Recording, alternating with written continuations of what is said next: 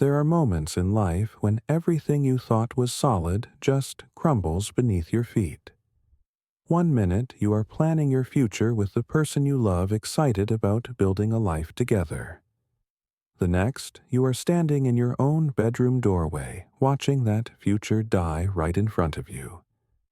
I am Arturo, and 3 years ago I was weeks away from marrying the woman I thought was my soulmate. My younger brother Dylan and I had always been close.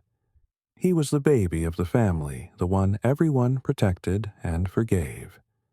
I trusted both of them completely. I never imagined the two people I loved most in this world would be the ones to destroy me. Before we dive into what happened that night, I want to know where you are watching from. Drop your city or country in the comments below. If this story resonates with you, hit that like button and subscribe to the channel. Trust me, you will want to stay until the end, because what I discovered changed everything I believed about family loyalty and what it really means to forgive. Let me take you back to that evening when my entire world shattered. I was 30 years old, working as an architect at a mid-sized firm in Portland, Oregon. Life felt good. Really good. I had just wrapped up a major project designing a community center for a neighborhood on the east side of town. Seeing those blueprints come to life, watching the construction team break ground, it filled me with pride. My career was exactly where I wanted it to be. Then there was Grace. We met 3 years earlier at an art gallery opening through mutual friends. She was standing in front of a massive, abstract painting, tilting her head like she was trying to decode some hidden message. When I walked up and made a joke about modern art, she laughed, and that laugh just lit up the whole room. Grace taught second grade at an elementary school downtown. She had this gentle way about her, patient and thoughtful. Kids adored her. I adored her. We got engaged after 2 years of dating. I proposed on a beach in Cannon Beach during sunset, the kind of moment you see in movies. She said yes before I even finished asking.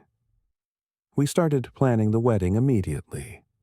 Grace wanted something rustic and intimate, so we booked this beautiful barn venue about 40 minutes outside the city. We chose October for the ceremony, when the leaves would be golden and the air crisp.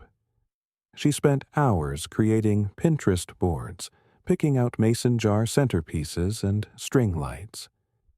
I just wanted to see her happy. Most evenings, Grace would cook dinner while I worked late. I would come home to the smell of garlic and herbs, her humming along to some playlist in the kitchen. We talked about having 2 kids someday, maybe a dog. Simple dreams, but they felt perfect. My brother Dylan was 27, 3 years younger than me. He worked in marketing, though his job situation had never been stable. He bounced between agencies, always chasing the next opportunity that never quite panned out. Last year, when he got laid off, I helped him out financially, covering his rent for a few months until he landed something new. That is what brothers do. Right? You show up for each other. Growing up, I always looked out for Dylan. When he got picked on in middle school, I stepped in. When he struggled with math homework, I tutored him. Our parents, Robert and Linda, lived about 10 miles away in the suburbs. Every Sunday, we would gather at their place for dinner. Mom would make pot roast, and Dad would complain about his golf game. It was routine, comfortable, the kind of family closeness I always appreciated. But about 2 months before the wedding, things started feeling off. Grace became distant. She would check her phone constantly, angling the screen away whenever I walked by. One evening, she mentioned grabbing coffee with a friend from work, but later that week I drove past a bar across town and saw her car parked outside. When I asked her about it, she got defensive, Said she changed plans last minute and forgot to text me. Dylan started showing up at our apartment more often, usually when I was at work. He claimed he was helping Grace with wedding preparations, picking out decorations or organizing seating charts. It seemed thoughtful at first. Grace would mention how sweet Dylan was being, how much time he spent making sure everything was perfect. I felt grateful. Then one night I saw a text notification pop up on Grace's phone while she was in the shower. It was from Dylan. The message read, "Miss you already." My stomach twisted. When Grace came out, I asked her about it. She did not even hesitate. She said Dylan was going through a rough time after breaking up with his girlfriend and was feeling lonely. The text was just brotherly affection, nothing more. I believed her. I wanted to believe her. My best friend Marcus noticed something was wrong before I did. We grabbed beers one Thursday after work, and he looked at me across the table and said, "Man, something feels off. You sure everything is okay?" I brushed him off, defended both Grace and Dylan. I told Marcus he was reading too much into things, that wedding stress was making everyone act weird. He nodded, but did not look convinced. Then came that Thursday night. I had a client meeting scheduled for 6 in the evening, but the client called an hour beforehand and canceled. Some emergency on their end. Instead of staying late at the office, I decided to head home early. It was around 7 when I pulled into the parking lot of our apartment building. The sky had already darkened, streetlights flickering on one by one. Dylan's car was parked right out front. I remember seeing it and thinking he must be helping Grace choose flowers. They had talked about finalizing the bouquet arrangements that morning. I grabbed my messenger bag from the passenger seat and headed upstairs to our third-floor unit. The front door was unlocked. I pushed it open and stepped inside. The living room was quiet, but I could see light spilling out from under the bedroom door. I assumed they were looking at wedding samples or something. I walked down the hallway, my footsteps muffled by the carpet. Then I heard a noise. A sound that made my blood run cold. I reached for the bedroom door handle, my hand shaking slightly. I turned it and pushed the door open. Grace and Dylan were in bed together, tangled in sheets. In my bed. In the bed I shared with my fiancé. Time stopped. My brain could not process what my eyes were seeing. It felt like the floor was collapsing beneath me, like I was falling through space with nothing to grab onto. They both froze. Grace gasped, pulling the blanket up to cover herself. Dylan sat up, his face drained of color. For a few seconds, nobody spoke. The silence was deafening. Finally, Grace choked out, "Arturo, wait, I can explain." I just stood there. I could not move, could not speak. My legs felt like concrete. Dylan scrambled to pull the sheet around his waist. Grace started crying these big, panicked sobs that filled the room. But I still could not say anything. My mind was screaming, but no words came out. Then, somehow, I managed to ask the only question that mattered. How long? Grace's face crumpled. She opened her mouth, closed it, then whispered, 3 months. 3 months. 3 entire months. While I was working late on project deadlines, while I was picking out wedding invitations, while I was excitedly telling my coworkers about our honeymoon plans. For 3 months, the two people I trusted most in the world had been lying to my face. Dylan finally spoke. "Bro, it just happened. We did not mean for this." His voice sounded small, pathetic. Something inside me snapped. I turned and walked out of the bedroom. I heard Dylan scrambling behind me, heard him calling my name. He grabbed my arm as I reached the living room. Arturo, please let me explain. I yanked my arm away so hard he stumbled backward. Do not touch me. Grace ran out seconds later throwing on a robe. Her eyes were red and swollen.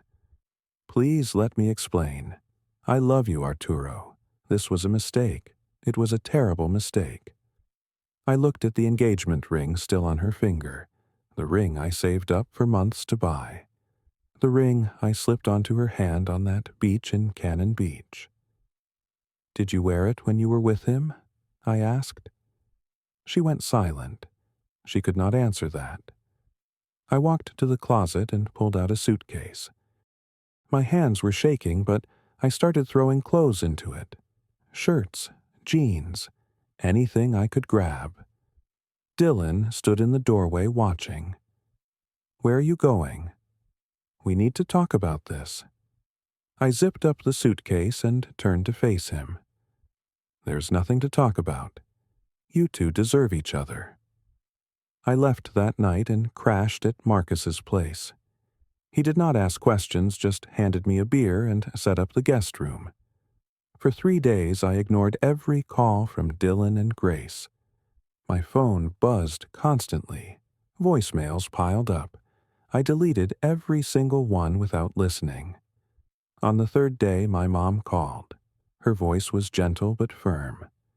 Dylan told us everything. We need to talk as a family. I drove to my parents' house that evening, dreading every second. When I walked in, everyone was already there. Mom, Dad, Dylan, even Grace.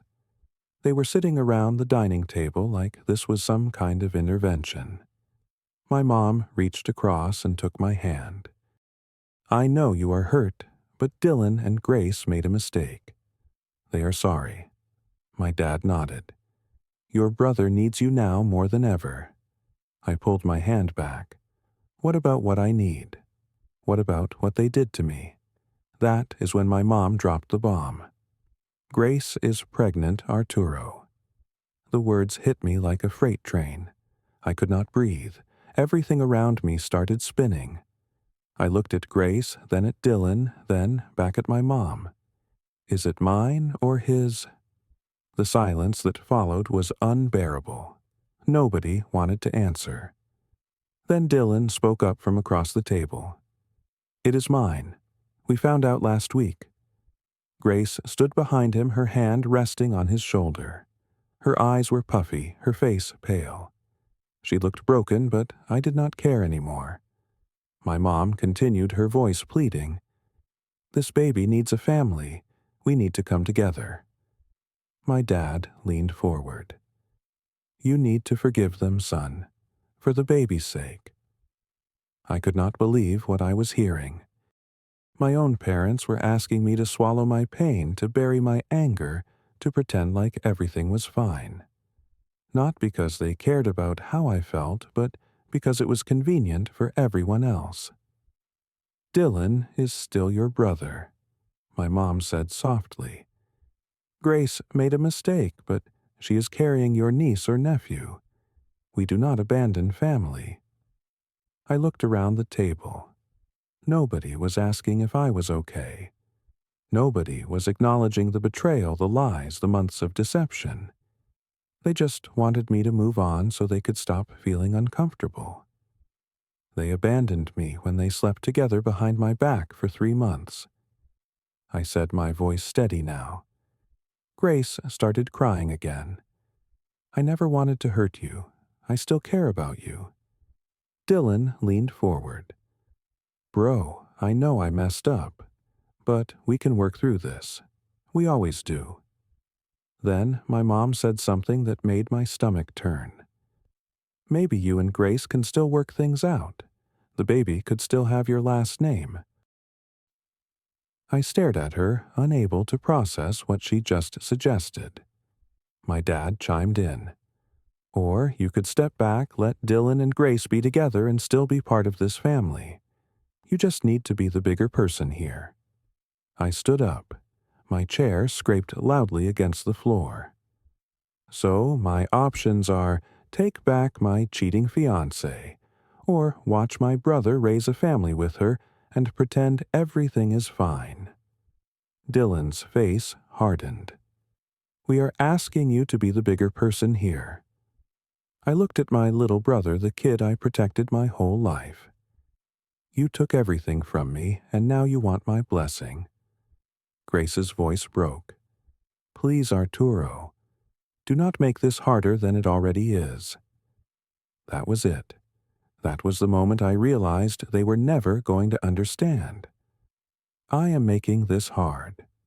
You two had an affair for 3 months while I was planning our wedding, and I am the one making this difficult. My mom's expression shifted to concern, but not for me. For the neighbors. Lower your voice. The neighbors might hear. That is when it clicked. They cared more about appearances than they cared about me. I left my parents' house that night and never looked back. At Marcus's apartment, I sat down and wrote a long email to my entire family. I explained that I could not forgive the betrayal. Not because I hated them, but because I respected myself too much to accept being treated that way. I wrote, You are asking me to forgive them for the baby, but nobody asked them to think about me before they created this situation. The next morning, I emailed every wedding guest. I kept it simple. Due to unforeseen circumstances, the wedding will not take place. Thank you for your understanding. I did not explain. I did not point fingers. I just canceled it. Then I called the barn venue. I lost the deposit, but I did not care. I contacted the landlord for the apartment Grace and I shared, and had my name removed from the lease. Within 1 day, I arranged to move all my remaining belongings out. Marcus helped me pack everything into a storage unit. The hardest part was cutting off contact. I blocked Dylan's number, then Grace's, then my parents'. In the first week, my mom showed up at my office. She found me in the parking lot as I was leaving for the day. You are throwing away your family over one mistake, she said, tears streaming down her face. I stopped and turned to her. It was not one mistake. It was 3 months of lies. Every day they chose to deceive me. And you choosing them over me was your mistake. I am not choosing anyone, she insisted. I am trying to keep this family together. A family that asks me to swallow my pain for their convenience is not a family I want to be part of. She cried harder, and part of me wanted to comfort her. But I could not. I walked to my car and drove away. Dylan sent me a long email a week later. He apologized repeatedly and asked if we could meet for coffee. I deleted it without responding. Grace created a new phone number and texted me. I know I do not deserve your forgiveness, but I hope one day you will understand. I blocked that number too. Marcus asked me one night over takeout, You sure about this man? That is your whole family? I looked at him. They stopped being my family when they cared more about their comfort than my dignity. 2 months later, I got a job offer from a firm in Seattle. It was a senior architect position with better pay and more responsibility. I had applied months ago, back when Grace and I were still together, but I never thought I would actually take it if offered. Now, it felt like a lifeline. I accepted immediately. Within 3 weeks, I moved to Seattle. I found a small 1-bedroom apartment with a view of Puget Sound. The city felt like a fresh start, a place where nobody knew my story. At work, I threw myself into projects. I stayed late, refined designs, collaborated with engineers. It kept my mind busy. I started going to the gym every morning before work. Lifting weights, running on the treadmill, pushing my body until it ached. It helped. I joined a local running club and met new people. One guy, Joel, invited me to go hiking one weekend. We climbed up to Rattlesnake Ledge and stood at the top, looking out over the valley below. For the first time in months, I felt something close to peace. I also discovered photography. I bought a decent camera and started spending Saturday evenings driving out to different spots around Seattle, capturing sunsets, city skylines, the mountains in the distance. It became meditative, a way to process everything without words. Marcus flew up to visit about 4 months after I moved. We grabbed dinner at a seafood place near Pike Place Market. He looked at me across the table and said, "You look different, man. Lighter." I realized he was right. I had not thought about Grace or Dylan in weeks. The anger had faded, replaced by something calmer. Not happiness, but contentment. 6 months after moving to Seattle, Marcus forwarded me an email from my mom. She had sent him a photo because I blocked her. In the picture, Dylan held a baby while Grace stood beside him smiling. My parents stood behind them, beaming.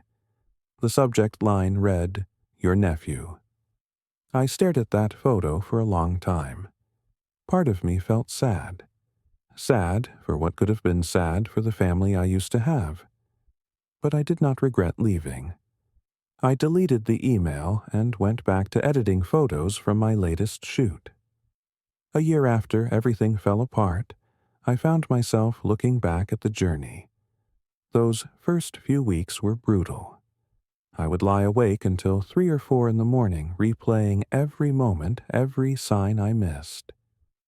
Some days I wondered if I was too harsh, if maybe I should have tried harder to forgive. But then I would remember that night. I would remember standing in that doorway watching my life implode. I would remember my family asking me to accept betrayal for their convenience. And I knew I made the right choice. Leaving was not about hatred.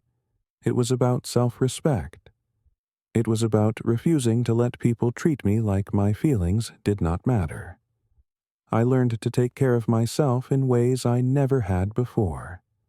I cooked my own meals, kept my apartment clean, found joy in small things like a good book or a quiet morning with coffee.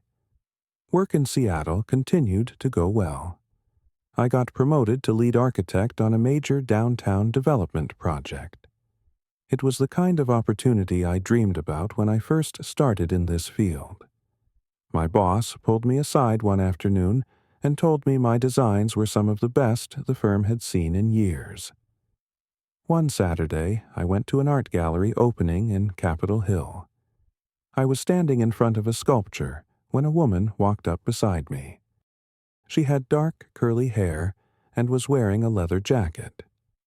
We started talking about the exhibit, about architecture and art, and how they intersect. Her name was Isabel. She was a graphic designer. We exchanged numbers before leaving. I was not ready to jump into anything serious, and I told her that up front. She understood. We started meeting for coffee, then dinner, then longer conversations that stretched late into the evening. It felt different from before. Easier. No pressure, just 2 people getting to know each other. Marcus called one night and asked, "Any regrets?" I thought about it. Really thought about it. "None," I said. Walking away was the hardest thing I have ever done, but also the most necessary. I thought a lot about what family really means. For so long, I believed family was about blood, about sticking together no matter what. But I learned that real family is about respect, loyalty, and mutual care. When my family asked me to forgive Dylan and Grace for the baby, they were not thinking about me. They were thinking about themselves, about avoiding discomfort, about keeping up appearances. Forgiveness is not about accepting disrespect. It is not about making other people feel better while you suffer in silence. Sometimes loving yourself means setting boundaries even with the people closest to you. And sometimes the healthiest thing you can do is walk away. I do not hate Dylan or Grace. I do not hate my parents, but I also do not regret leaving. I chose my own peace over their convenience, and that choice saved me. I still think about them occasionally. I wonder if they ever understood why I left. I wonder if my mom realizes that asking me to stay would have destroyed me.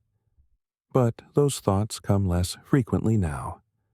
Most days I focus on the life I am building, the projects I am designing, the friends I am making, the city I am learning to love. I am not the same person I was a year ago. I am stronger, more confident, more aware of my own worth. There is a strange kind of freedom in walking away from people who do not value you. It is terrifying at first. You feel untethered, like you are floating in open space with nothing to hold on to. But then you realize that is exactly what you needed. Space, distance, room to breathe and grow, and figure out who you are without the weight of other people's expectations. So here is what I learned. Some people will tell you that forgiveness is a gift you give yourself. And maybe that is true. But sometimes the greatest gift is knowing when to walk away. Because freedom is not about holding on to people who hurt you. It is about choosing yourself when no one else will. And that choice, that single decision to value my own dignity over everyone else's comfort, that is what saved my life. Now I want to hear from you.